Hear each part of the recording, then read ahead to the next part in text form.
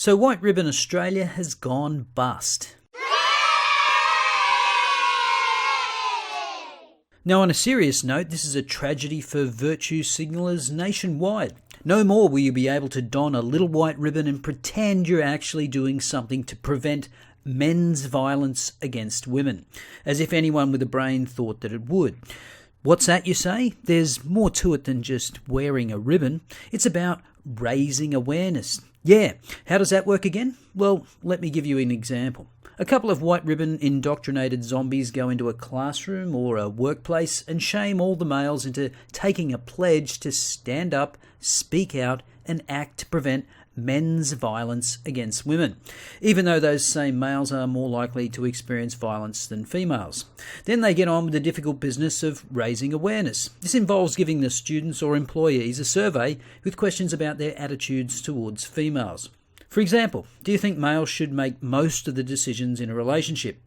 And of course, maybe 10% of survey takers will give the wrong answer. So the aforementioned zombies perform their brainwashing with misleading statistics and gender equity bullshit, rerun the survey, and find now that only 3% agree with the wrong thing. And voila, awareness has been raised.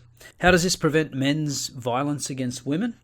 Well, it doesn't. But everyone has signalled their virtue, slapped on a ribbon, and they can feel good about themselves. Except, of course, for any self-respecting male that sees through the propaganda he's just been force-fed, in which case he feels quietly disgusted.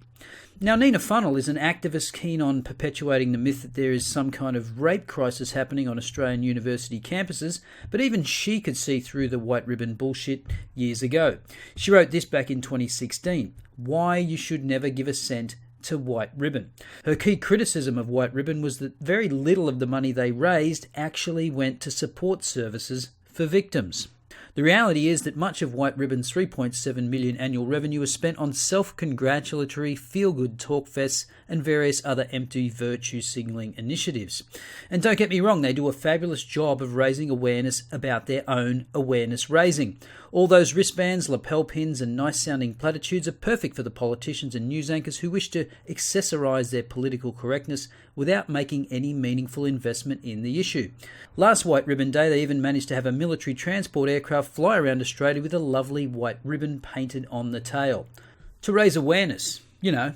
The glossy photo of the stun is proudly displayed in their latest annual report in a section titled Measuring Social Change. Who knew that something as simple as flying a logo around the country was a key strategy for deep and meaningful social change? I've talked about this before on this channel back in 2017 in a video titled White Ribbon's Virtue Signalling Bonanza, in which the then Prime Minister and opposition leader lectured the rest of us males on our responsibilities to respect the whammons. Thankfully, both of these emasculated weasels have lost their positions, but I have complete faith that their replacements will utter the same tired platitudes when they're called upon to signal their virtue. It just won't be at a White Ribbon event. One politician who did have the balls to call this nonsense out at the time was former Liberal Democrat Senator David Leyonhjelm.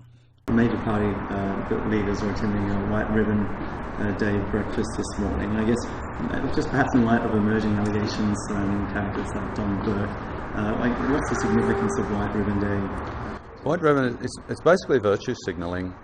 I mean, I don't think there's a single person who's ever decided not to be violent against women because of a thing like White Ribbon. If you are violent against women, you're an evil bastard anyway, whether or not you wear a white ribbon. And if you do wear a white ribbon and you're not violent against women, violent towards women, then wearing a white ribbon's not going to change anything. I think it's bullshit. The day doesn't have meaning for raising awareness? Or? No. Violence against people, full stop, is bad. Not all women, not only women are victims of domestic violence, by the way. There's a fairly sizable minority of men who are victims of domestic violence too, both from women and from same-sex partners. So no, I think domestic violence should be treated as inherently bad, full stop. Wearing white ribbons doesn't change that. Exactly. So how did White Ribbon manage to go bust? I mean, it's not like it has to make money. It's a charity. It just has to raise enough to cover its costs.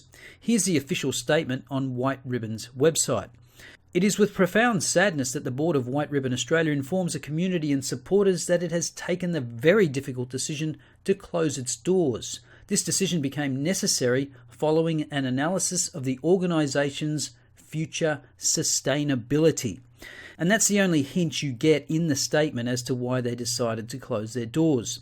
Future sustainability sounds like code for financial mismanagement. But according to Aaron Lucan, a partner at Worrells, the firm appointed as liquidators, he said it was too early to discern all of the factors leading to insolvency and cautioned that any third-party commentary on the reasons for the wind-up is likely speculation. Well, how about some speculation from the former White Ribbon CEO Tracy McLeod-Howe, who was ousted from the role last year after 3 months? She said the organisation was a mess when she took the helm. Nobody looks at the years of profligacy and existing debt and projected debt I inherited in my few weeks. If I had never gone in there, they would still have gone bust. The bottom line is, it was a mess before I was there, and it was a car crash going forward. Now, you might suspect that McLeod-Howe is engaged in some arse covering, but she was only there for 3 months, and what she says seems to be backed by this article that surfaced in February of this year, which stated that White Ribbon in the financial year to June 30th, 2018, made a loss of $840,000.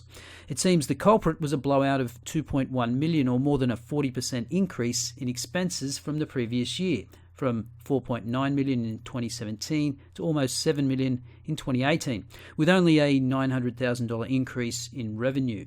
In 2017, they made a $300,000 profit. A quick look at the financial statements shows that employee expenses are almost 60% of the total. Importantly, on the balance sheet, current liabilities exceed current assets by about 20%. Not exactly the greatest liquidity ratio I've ever seen. And you'll be happy to know that the government contributed almost $600,000 worth of taxpayer money in 2018. And given that White Ribbon was established in 2007, they've probably received somewhere in the neighbourhood of $5 to $10 million over that time of your money. And remember, these are the numbers for the year to June 2018. Who knows how bad it was in the year to June 2019. Obviously not good enough to turn that red ink into the black. And it's not the first time they've had financial difficulties. In 2015, White Ribbon's auditors gave a qualified opinion on their accounts. For those that aren't aware, an unqualified opinion means it is the judgment of the auditors that a company's financial statements are fairly and appropriately presented without any identified exceptions and in compliance with generally accepted accounting principles. So a qualified opinion means there is a material issue with regard to accounting policies. Here's what the auditor, Weston Woodley and Robertson, had to say about their qualified opinion. Funds received from fundraising activities are a significant source of revenue for the company. Due to the nature of the operations of this type of organisation, it is impractical for the company to establish and maintain a more effective system of internal control over the collection of all fundraising proceeds prior to their entry into the financial records. Accordingly, as the evidence available to us regarding the revenue from these sources was limited, our audit procedures with respect to fundraising proceeds was restricted to the amounts recorded in the financial records. We therefore are unable to express an opinion whether the fundraising proceeds that may be received by the company during the year ended 30th of June 2015 are complete. Now, another reason not to lament the demise of this virtue-signalling juggernaut is the grifter-like tactics they employ for raising money. This is a breakdown of how much it costs as of 2017 to have your organisation White Ribbon accredited. It takes 18 months to become accredited for a period of 3 years at a not insignificant cost of about $30,000. Then every 3 years it costs $8,000 to renew the accreditation, and there are ongoing training costs ranging from $1,000 to $11,000. Note the bottom paragraph here. In addition, discussions with Blacktown City Council, the only New South Wales council accredited, confirmed they employ a full-time person to coordinate the accreditation program, and due to cost constraints are considering whether to continue with accreditation. So in addition to the cost of accreditation and renewal, Blacktown City Council employs someone on a salary of probably at least $50,000 a year to run a program of awareness raising that does absolutely nothing to tackle the issue it purports to address. But whilst Blacktown City Council may have been reconsidering their commitment to White Ribbon accreditation, there seems to be plenty of organisations more than willing to fork over their cash to get some of that sweet, sweet virtue, given that White Ribbon reported a 54% increase in the total number of accredited workplaces in 2018. Anyway, that's one anti-male domestic violence grifting organisation down. Plenty more to go. As usual, let me know your thoughts in the comments below. I'll see you next time.